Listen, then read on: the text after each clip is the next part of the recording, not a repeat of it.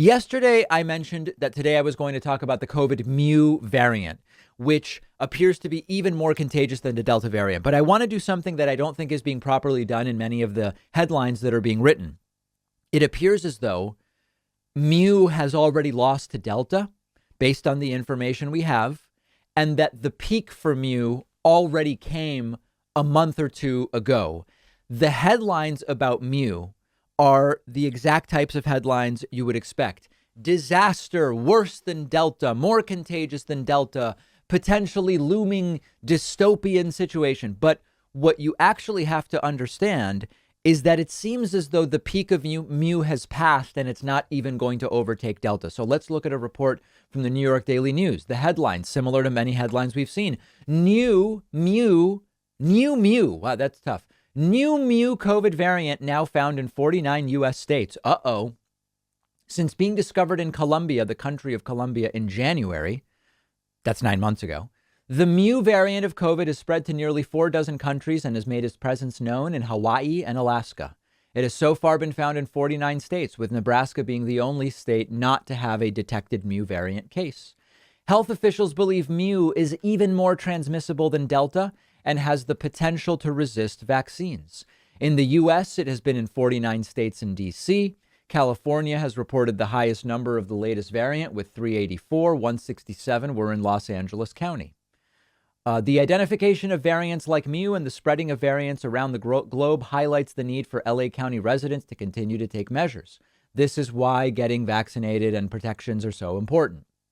On August 30th, the WHO called Mu a variant of interest due to its ability to be more transmissible than the other strains. The CDC has not yet made similar classifications about Mu. Fauci says we are maintaining a close eye on the Mu variant, despite it being not at all even close to becoming dominant in the U.S. But here is actually the most important line of the article. They've buried the lead. Buried.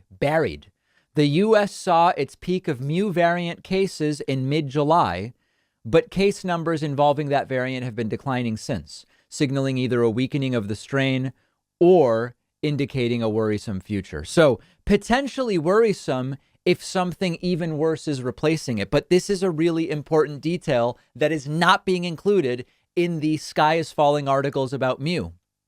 Excuse me. It peaked in July and has been declining.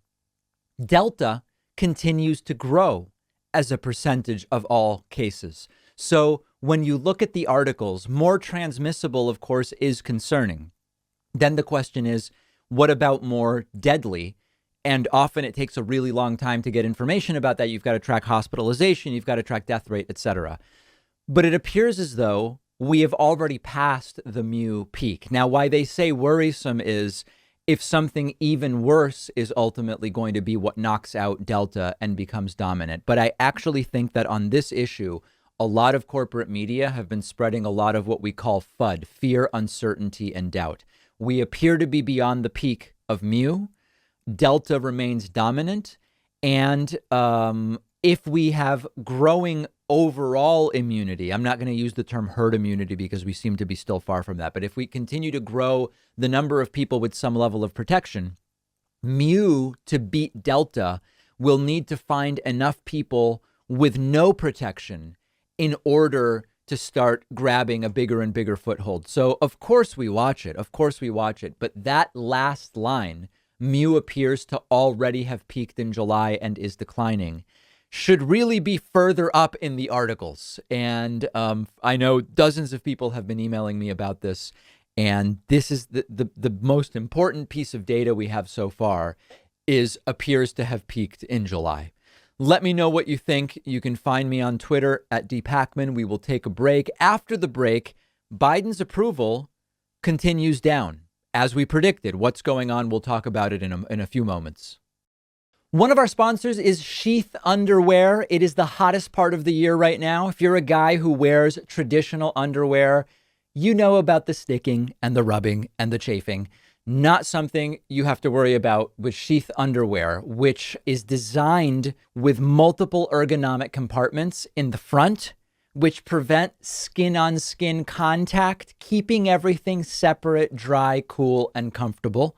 Sheath actually just re-released 2 limited edition styles, the Flower of Life, featuring a stylish enamoring flower pattern and bold geometric waistband. The other limited edition style is the Mesh Airflow, specially designed to be lightweight and promote extra coolness and breathability. Sheath underwear was designed by an Iraq War veteran who was looking for a way to keep himself dry and comfortable in the hot desert. And the underwear he developed ended up being perfect for just about any context in everyday use. Sheath Underwear is giving my viewers 20% off when you go to sheathunderwear.com/Pacman and use the promo code Pacman.